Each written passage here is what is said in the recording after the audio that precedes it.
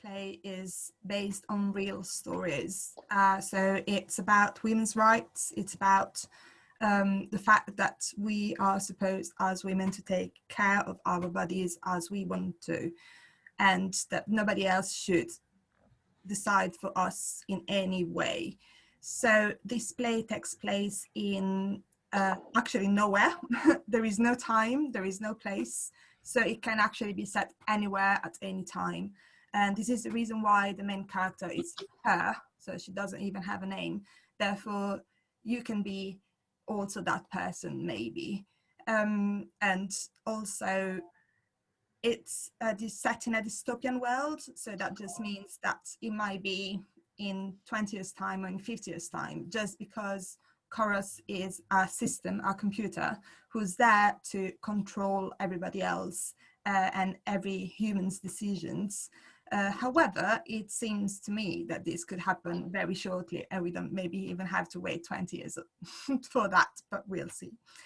Thank you everybody for being here today, and I think we can get started. Just to let you know as well, so Chorus is going to be interpreted by Megan Trotman, and her is going to be interpreted by Ore Alexandra Sanderson. Thank you very much.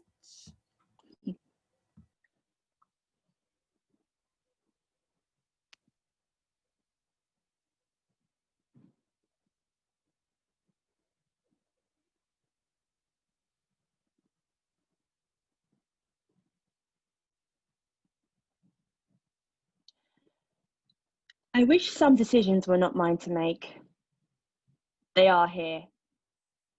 They are watching you as if they were interrogating you. And even if you try to turn off the light, they come. They point a flashlight right at your eyes. And this light pierces through the fabric of your eyelids, goes through your eyeballs until it reaches this nerve connecting everything to the brain. And when it gets to the brain, you can't run away anymore. And the light becomes drums. It's a big band rumbling inside the skull, always the same rhythm. This song, you can't get it out of your head. It goes on and on and on. It goes from one neuron to another and can't find the way out. Well, today, this song is in my head. I'm pregnant. Again. The first time I was 18.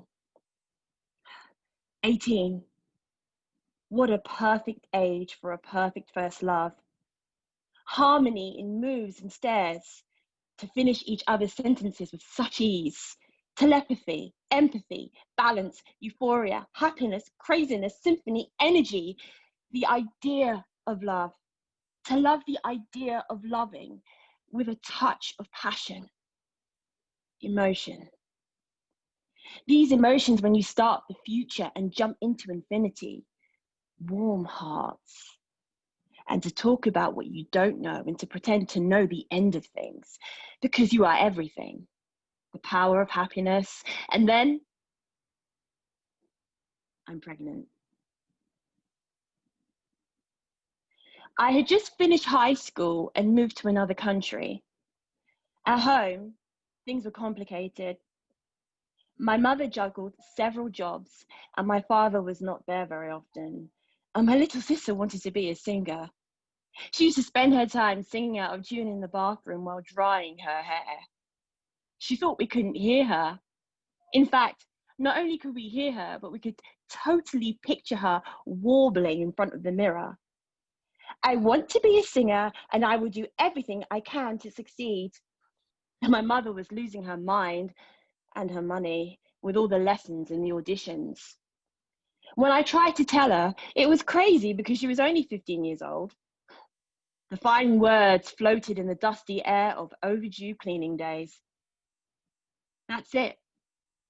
The general set of things at home. Now, problem. A baby. With that background and the kind of future I was planning, the only possible solution was to abort. Abortion. Cooperative Abortion New Testimony. Testimony number 983451.2. Hello, individual H67BZ81. I am chorus 350.7. Hi, chorus. Analysis, gender, female, age 33, height 1.72 meters, weight 64 kilograms. But I Relationship status, single, physical condition, short-sighted, right eye, -1.75, left eye, -1.75, blood pressure, low, diet deficiency, iron, in state of pregnancy since 1 month, 12 days, 6 hours, 27 minutes, and 45 seconds. right. But the thing is, None. artist. General situation for having a child, bad. Options recommended, give birth and give the child away. What? Individual H67BZ81. Hello. Hello, chorus. I beg your pardon, but I didn't catch your family name. Detecting irony. Well done. Detecting sarcasm. Even the slight differences. Rigorous. Detecting irritation. We recommend you to sit down and drink a soothing infusion before we begin. Chamomile and balm are recommended herbs for your condition. No, thank you. Excuse me, but who are you? How did you get here? And why are you talking to me? I am chorus 350.7 and I work for Kant, Cooperative Abortion New Testimony. My duty is to collect and select every new testimony about abortion and to be of counsel to women about abortion. Okay, well, I don't need to hear anything about abortion. Chorus 350.7 has to intervene. We can talk about your first experience and get on with the actual problem, if you like. Actual problem. We can offer you the following options. Option 1, deliver your story to Chorus 350.7, wait for analysis and follow our advice. Option 2, turn off Chorus 350.7, knowing that you won't be able to reveal your story to anyone else.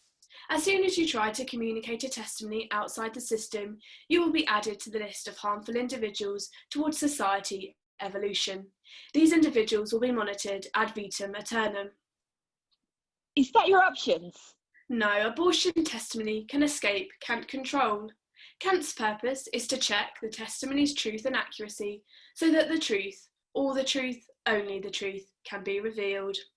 I swear. Incoherent answer.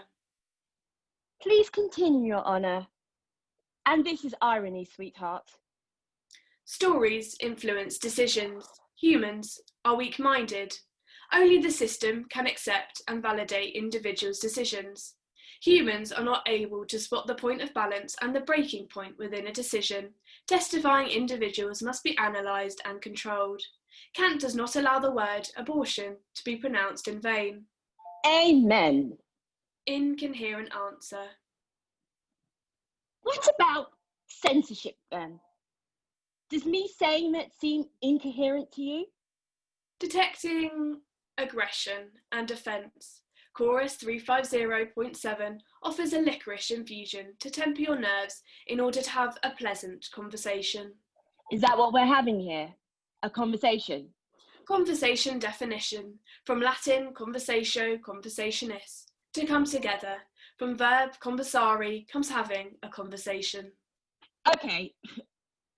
Let's say that we didn't agree to come together to have a conversation.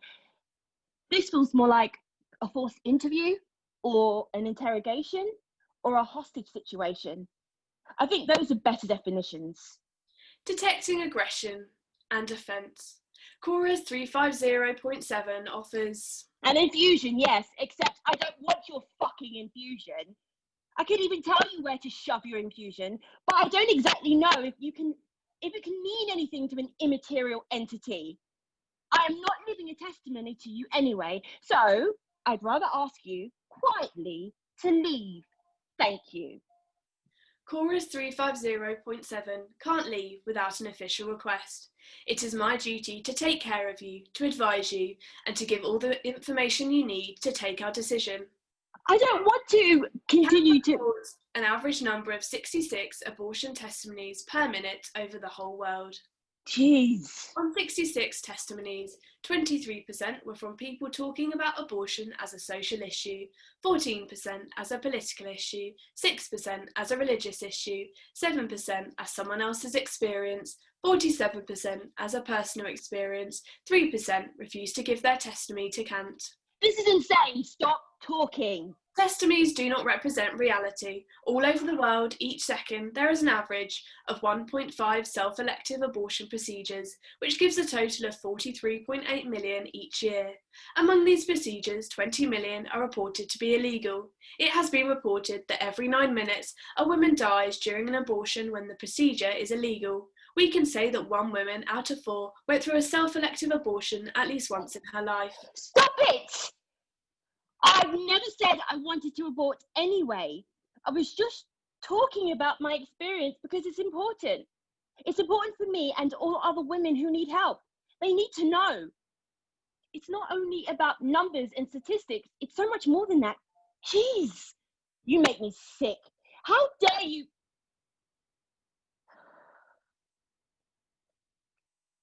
Very well. Thank you for your information. Now, leave me alone. As I said, I won't be a part of it. I choose to not talk to you, Chorus. Option 2, then. Yes. Option 2, acknowledged. Chorus 350.7. End of individual H67BZ81 analysis. Testimony N 983451.2 finished. Closing session. Can I? This is insane. I can't be a part. I can't.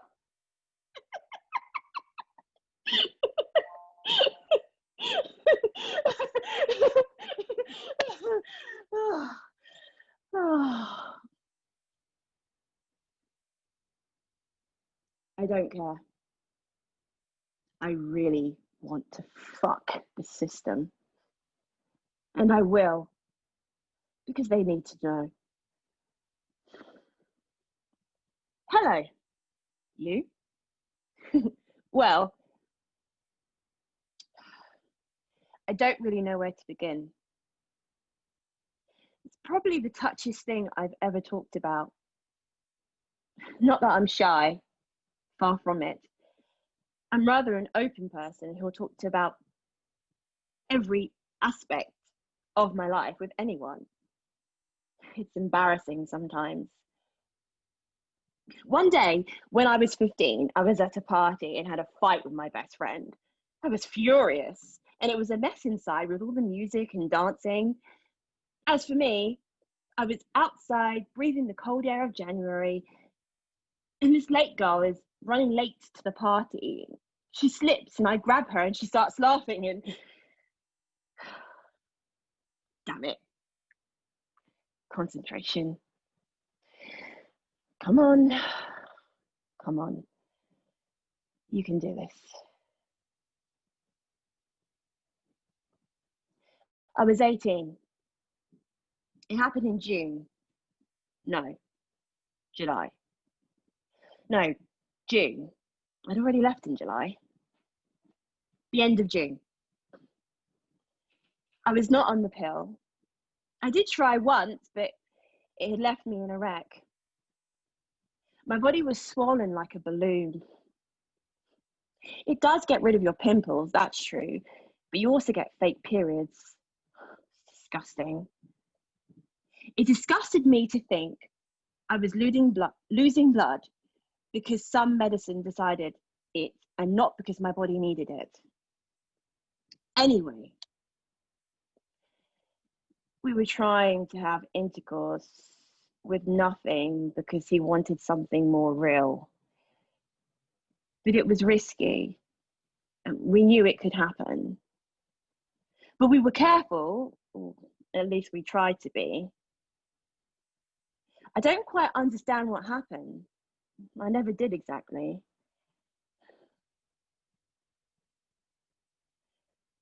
Okay, no, that's not true. Actually, I do know. Mum, if you're listening, I'm sorry because this you didn't know. We were coming back from the party and I'd been drinking, but I wasn't drunk. I never liked being drunk and losing control of myself. I felt safe with him. He hadn't been drinking because he was driving. A sensible boy. He was giving me a ride home, but we didn't want to part ways.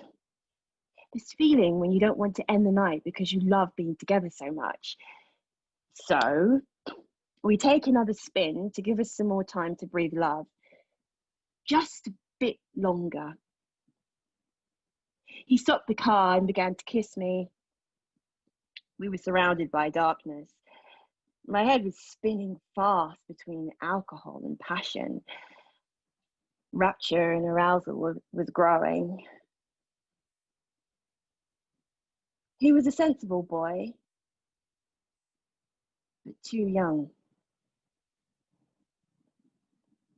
Trust is a fucked up disease. About the thing. I grew aware of it like a month later, that he'd come inside of me, 1 month later. One day in July, it was hot. It's always hot in July in towns away from the sea. I was born next to the sea, in the wet air of the sea in July. Hours of sunbathing, the skin boiling in the sun, feeling heavy, breathing deeper and feeling the heat blowing through your veins in deep intensity. You could almost have an orgasm from such a pleasant feeling. It's like I can almost hear it, the sound of pebbles rolling in harmony with the waves. I'm sure they're here. I can feel it. Show yourself! Fucking immaterial thing. Okay, let's play this game then, if that's what you want.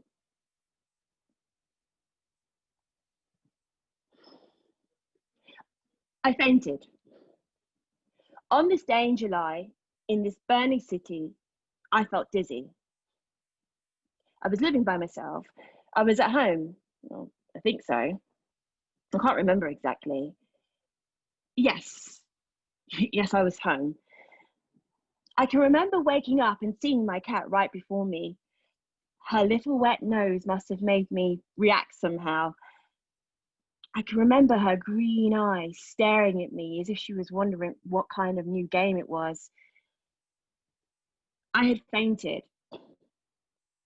I felt dizzy at first, and it came over me before I had the chance to lie down. Next thing I know, I was on the floor. I told myself it was the heat. I'm used to fainting. It happens to me sometimes, but nobody could ever tell me why, even after lots of scans, hours in hospitals, different blood samples. No, nothing. The miracle of medical science. But that time, I felt nauseous. That was new. And it seemed so clear to me. Too clear. The mind sometimes frightens. The links we make and try to avoid, but we make them anyway. So I brought a pregnancy test. I drank and I had a wee, like they told me to. And then I put the test in the urine and waited. We spend a lot of our lives saying that we're short in time, that time passes too quickly, or that time flies. Well, waiting for the results of a pregnancy test will change your mind. Time doesn't fly like a plane. it becomes like a truck, slowly crushing all of your 206 bones and 68 joints. And when it gets to your chest, you can feel that you're close to the end, that you can't make it, that the weight is too brutal, too heavy, too bulky, too long. And you begin to wish that the truck could get to your head quickly and make it all end. But the chest is the slowest part, and the truck won't go above first gear. This fucking truck won't go above first gear. Thank you.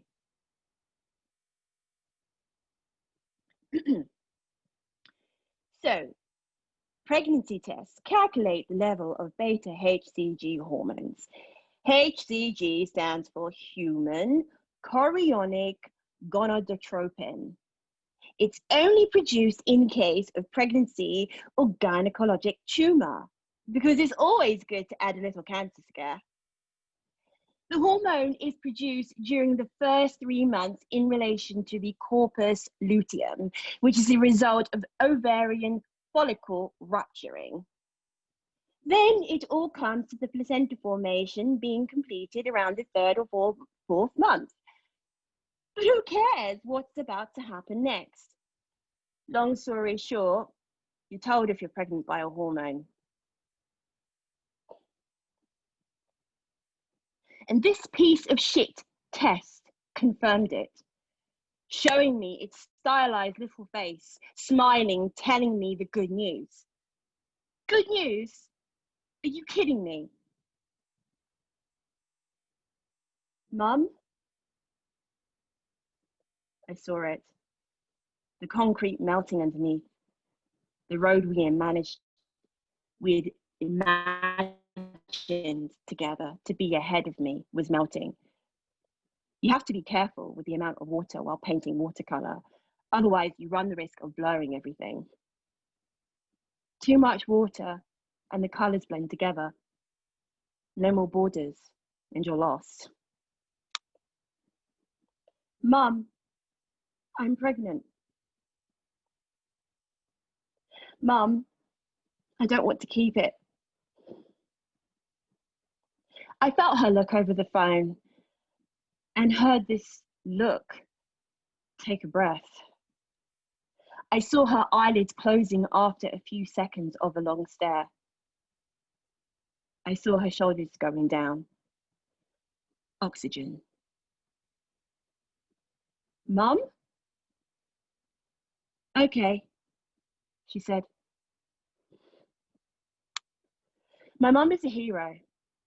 She's an anxious woman though. The kind of anxious hero who typically tries everything and then cries alone in a corner because she can't stand it anymore. That kind of person. She was always anxious, especially about my little sister, the singer. We don't talk much, my sister and I. We have a troubled relationship. She simply disappeared one day. Nobody knows where she is. I don't think I even looked for her. My mother is a hero, and she had to be. She knew what I was talking about, and she knew what I was going through because she had been in the same place too. She told me about it when she felt that I was starting to have sex. She ended the story with, I just wanted you to know what it's all about and how it was for me. My mum is an anxious hero, and that day she was angst-ridden about me, or maybe just the plans she had made for me. But I don't know if she acted like a mother on that day. What a stupid thing to say. As if you get a memo. Congratulations, madam. It's a beautiful girl. Here is the memo for this kind of child. Be careful and follow the instructions because you could damage her. Be aware that if you break her, you can't return it. Delicate little things. Please be careful. Good luck. On that day, a memo would have been nice. I can tell. On that day, you had to act, not like my mother, but like a machine, like a robot, cold and efficient like a gynecologist, like its instruments, like, what the? You! Abortion Cant, Cooperative Abortion New Testimonies, Testimony N 1003451.2. Hello, individual H67BZ81. I am chorus 350.7. I think we know each other by now. H67BZ81, but testimony N 1003451.2 cannot be the same story. Error. You're the error, you and all your kind. Detecting. No infusion, and yes, it's aggression from me, and I am pregnant. Pregnant. So don't get me more angry than I am. It's bad for the baby. Right? That's right. So we're going to stop this now, clean and fast. What do you want from me? I've already told you I don't want to talk to you. I've made my choice. Option 2. Option 2 already acknowledged. You are currently being controlled by our services due to a first attempt to, quote, fuck the system, unquote. Kant offers a way to redeem yourself and to legally go on with your testimony before this individual is permanently filed as a public enemy. A public enemy? You are the public enemy. You are our problem, telling us what to do and when to do it. Sneaking, spying, listening to any conversation to pick the right moment to interfere and threaten us. No redemption. I'm not interested. I don't want to be part of this system anymore. I didn't even choose to live in it. No, you and your redemption can go fuck yourself. Please rephrase. You and the system can go fuck yourselves. Option 2. Option 2 acknowledged for the second and last time. No salvation possible for individual H67BZ81. From now on, this individual will be on the list of public enemies, therefore, isolation. Estimated time 15 minutes and 0 seconds starting now. Chorus 350.7, ending individual H67BZ81 analysis. Testimony 1003451.2 finished. Closing session. Okay, let's end this. Let's be done with it.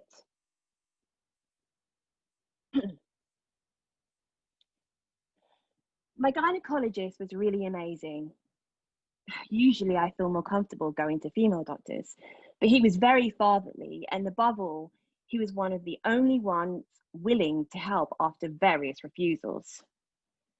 Before I got, you could have used some protection, it's your mess. And even, you want to murder a child of God? I'm out. In some countries, such words are legal. I had a medical one, not the operation. And it hurts.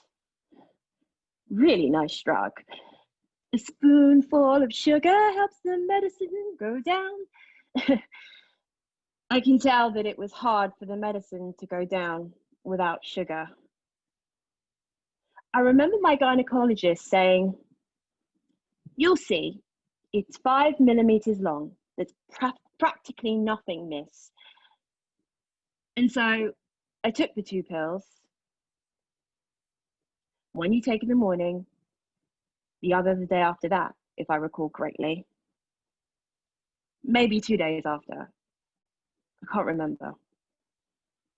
Anyway, I took it at 9 a.m. That I recall because the day was a long one. At 9 a.m., the last scene.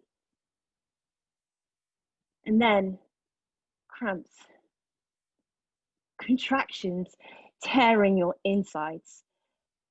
I had a towel on because I was told that I would lose a lot of blood. I lost gallons. When I pee, it hurts. When I'm about to flush, I see something in the bog. I see something big like my fingernail. Fuck. But you told me 5 millimeters long. A fingernail is not 5 millimeters long. Maybe an unborn child's one, but not my fingernail.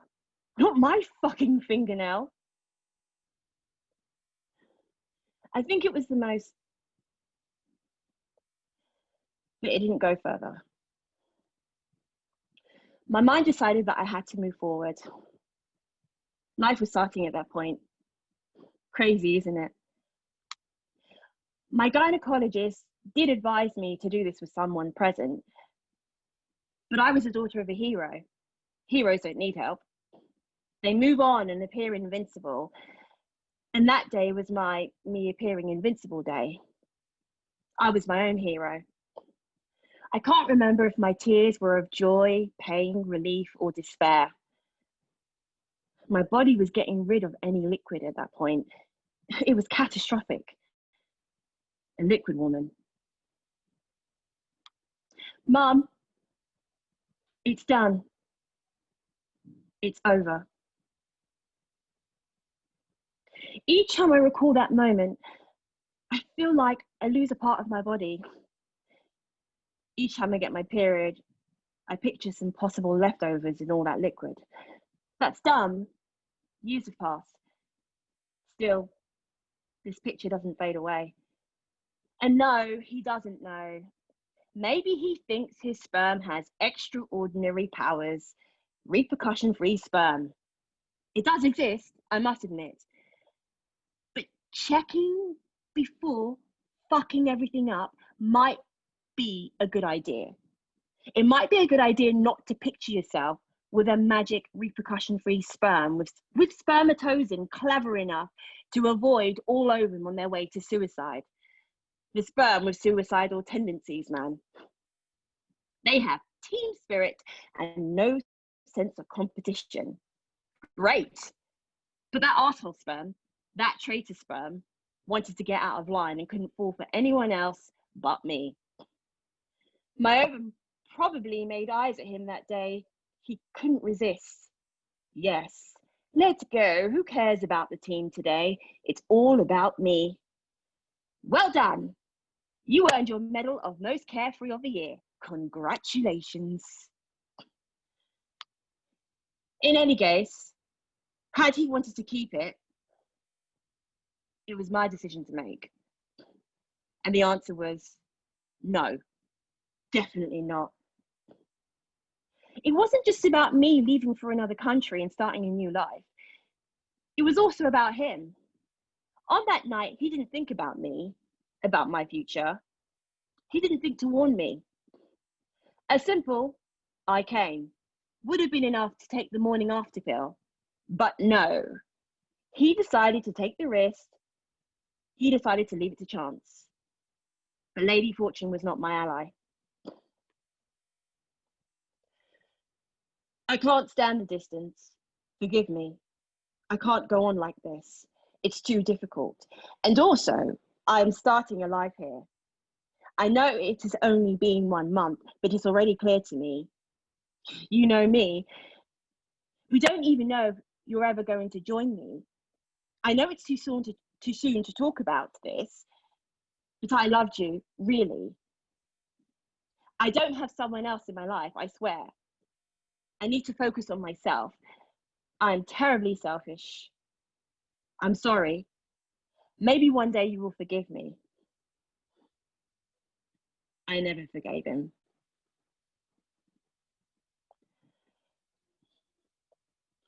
This one, I met at work. I fancied him at first sight. We fancied each other at first sight. Sparks. It felt like we always knew each other, alike in many ways, but not everything. Perfect balance.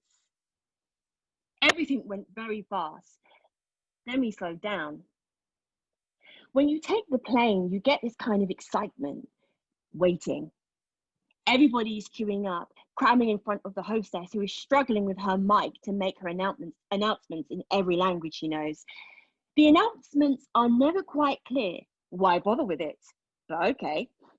People start passing by before her, dragging their suitcases, holding the hands of children drawn away by candies in the stores.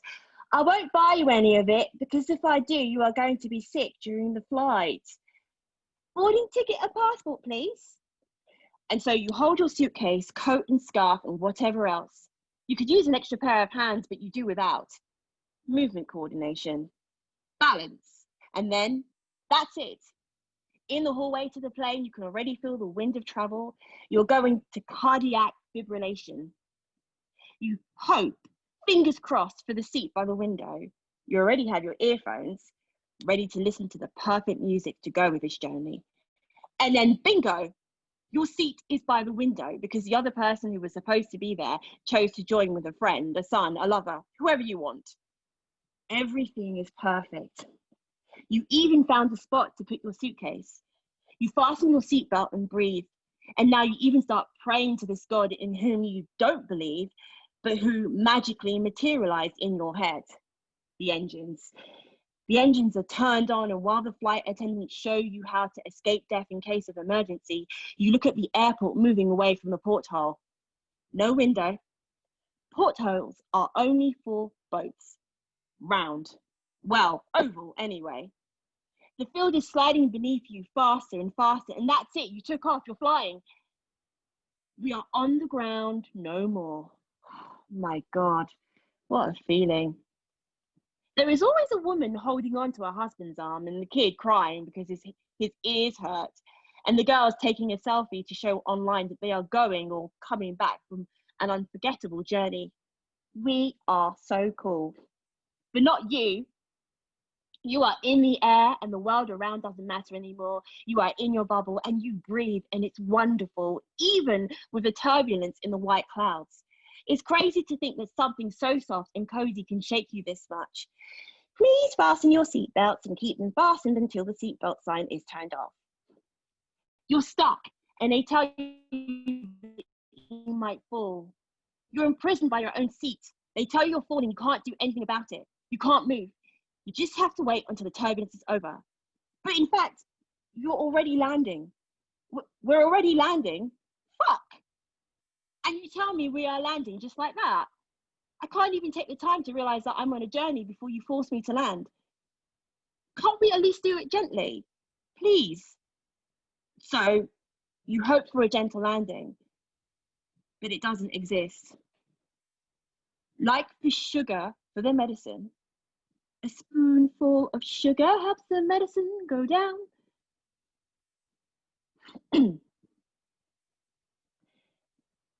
It's better to remain friends because I'm not ready for a relationship.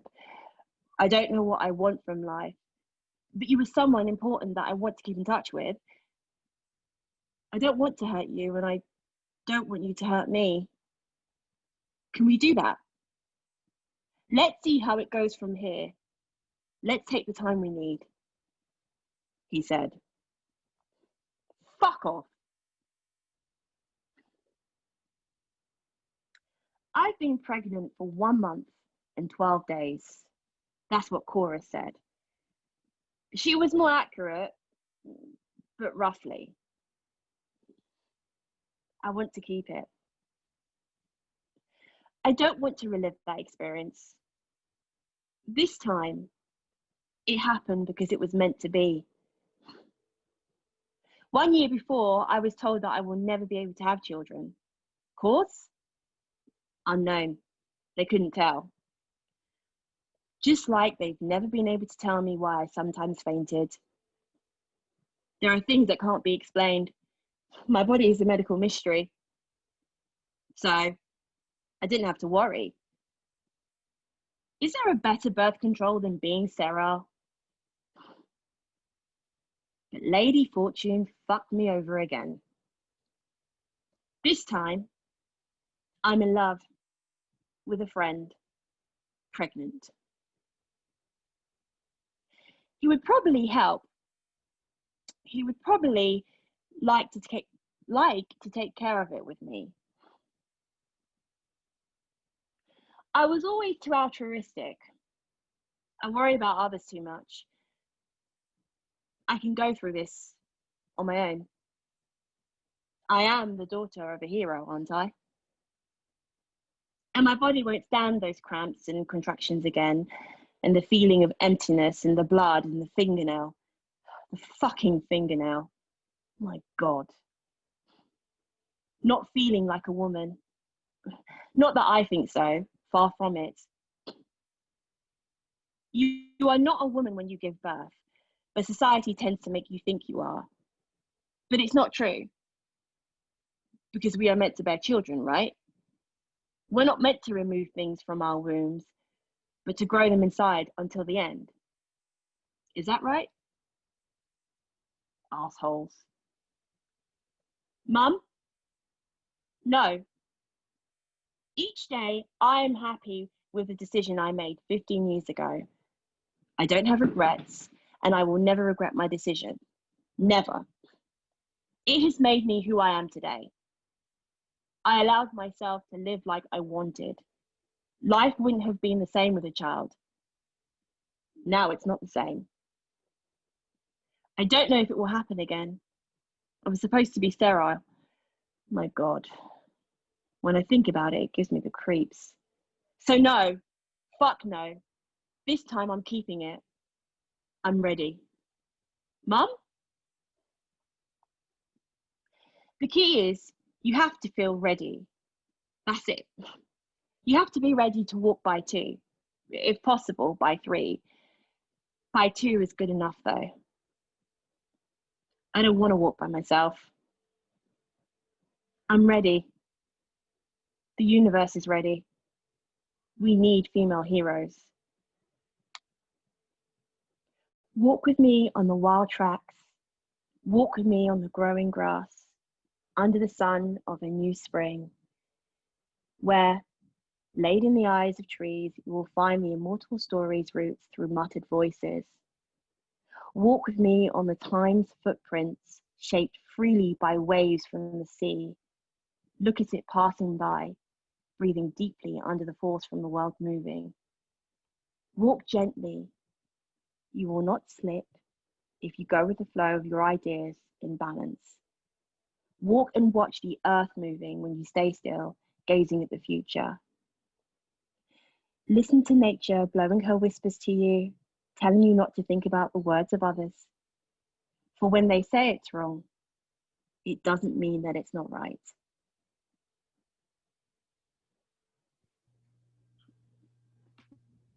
Thank you, Laura, for this.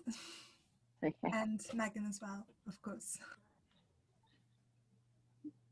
Excellent. Thank you so much for a very powerful table read. Yeah, I was throughout the whole time. So thank you so much for that. And Megan, you sound exactly like an Alexa or something. I don't know. That was brilliant. I thought, oh, is my phone talking to me here too? Excellent. Right. What I would like to do now is to facilitate some sort of discussion about the play and get some feedback and comments from everybody. And so if an audience member would like to come onto camera and say something about today's table read, please just let us know in the chat box first so that we can make time for you to come onto the camera and give us your comments, questions, or thoughts about the play. And whilst we're waiting for that, if I can ask the cast members today to sort of share what they thought about the script, because of course you guys have had the script for a little while now before today's table read, so your perspective might be a little bit different. And so, yeah, just to hear your thoughts about the script in general. So I'll hand over to you. Anyone can go first. I just wanted to say something. Sorry, Orit. Like my microphone didn't work at the beginning, so I was supposed to actually read the first stage direction, which would have helped probably the public to just understand what was happening. So basically, just to give you a heads up, her is recording herself because she wants to leave a testimony for everybody else and all women in the world, but not only women, whoever wants to hear these stories. And also she records so for herself, but she records for her baby, for her mum, for whoever wants to listen to it. And basically chorus comes in and interrupts this, and so chorus has the strength to actually stop the recording, and so that's how her reacts and observes what is happening around her. So I think you need to know this just to understand a little bit. I'm very sorry, like my microphone, I couldn't put it on. And I saw Aura was like waiting for me, and I was like, sorry. So yeah, sorry for that. But yeah, it gives you a bit more of an idea of what was supposed to happen. Do you want to go first, Megan? Yeah. So I love the changes in mood and tone throughout it. I think it's really interesting how she flips so quickly from like sometimes anger to sometimes she's laughing, sometimes she's hysterical, sometimes she's quite calm. I really liked how quickly that went. What I think would be interesting to explore, maybe like as you continue to write it, or if you go on with it, maybe more of a conversation with Chorus. I don't know, whether that's something that you were thinking as you're writing it, but just because it'd be interesting to explore who she's talking to more, like whether Chorus is interrupting her or whether she's willing to have a conversation with her, like what's the background between them, I guess. But yeah, I really loved how quickly it changed, like pace. That was really cool. I would love to see this being performed, because again, it does, like Megan was saying, like the time switch. And so even when I was reading it, it was the past, then flip to the present, then flip to like with the dictaphone, then flick to the interruption from Chorus. Then there's like her addressing her mum. There's like guilt there as well.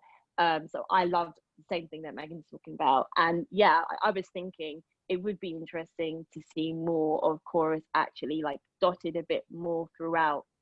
So like, yeah, so that maybe she can build her aggression a bit more as we go through the script. So when she finally flips out at her and says, I don't want to be part of the system, there's a bit more of a build up. But it's a beautiful concept. It's really powerful. It's really powerful, beautiful concept. So yeah. Yeah, I guess I agree with you in a way. So I didn't want to give Chorus too much power in the play because I really wanted to have her voice mainly. And I just wanted Chorus to be this kind of representation of what society is. So sometimes it's just a little voice that we have inside telling us, like we think we are thinking things, but actually it's the society telling us what to do. And so that's why I didn't want to have too much of it. However, I do understand what you mean, and I think it was more clear, of course, in my head as usual for writers than and then like it's always good to have like a feedback about these things. But yeah, Megan, just to I think Chorus is not doesn't want to have a chat with her. I think Chorus is there just to tell her what to do and to remind her that she has to follow the rules, she has to follow the law or whatever it is. And it's there just, as a very mechanical kind of presence, who is comfortable, like, like Chorus wants to look like Alexa as you did, basically. So not to be too rude. But of course, like it's difficult in this kind of like, how can you not be? So yeah, I don't know if it answers a bit of questions, but yeah, definitely. Excellent. Did anybody from the audience want to say something or to come onto camera? If not, it's fine. You can always just put something in the chat box. If you have a question or something, you don't want to come onto camera to say something, that's not a problem. Oh, hello. Hi. So, could I just say a couple of points? First of all, well done. I really enjoyed that. That was good. Good way to spend my Saturday. So yeah, I made a few points. I'll just go through them. So I like that the male's point of view of the whole decision, it wasn't really necessary, like in the play, which is true to life because it's the girl who's going to have to deal with the whole situation. So I thought that was really good. I thought it was powerful. I liked that the whole play was actually about that decision and coming to terms with it. And you can see like flip flop. But I got the sense from the very start what she was going to do. So it was about her accepting that, I think. Another point, the different emotions and the storytelling. I liked it because that's what your mind goes through, and making decisions, like you're a bit all over the place.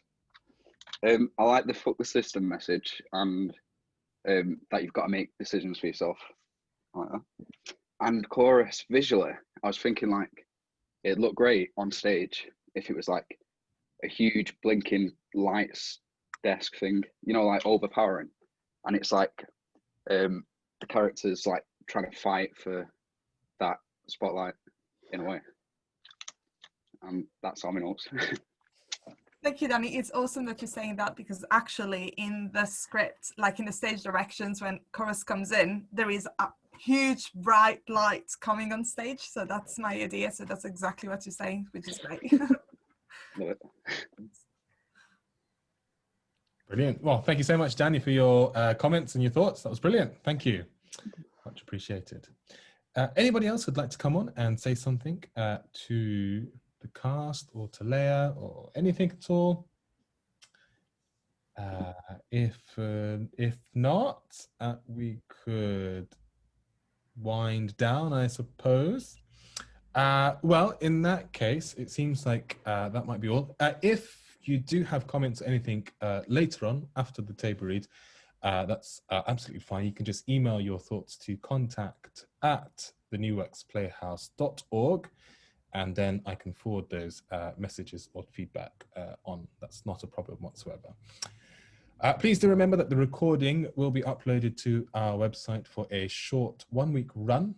Everybody who has purchased a ticket to be here today will receive the link and password once it is ready for you to watch in your own time, if you do wish to watch it during the 1-week run.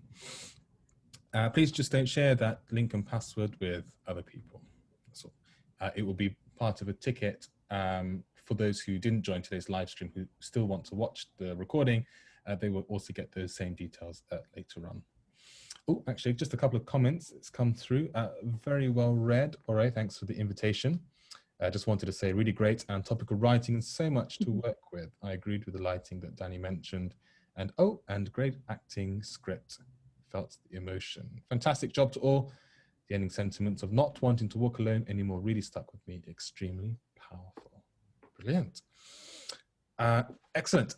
Just to let you know, there are a couple of other table reads this weekend. We've got Mute by Emily Glaze at 7 p.m. UK time tonight, and then Cake by Abby Grandi, 12 p.m. tomorrow UK time. So if you are interested, it's all pay what you can from just £1. So just head over to the website, grab a ticket, and we'll see you there. If there's nothing else, what I'd like to do is ask the cast members and Leia to stay behind just for a few more minutes. Otherwise, for everybody else, thank you so much for joining today, and we will see you again soon. Have a great morning, afternoon, evening, wherever you are. Thank you so much. Bye-bye.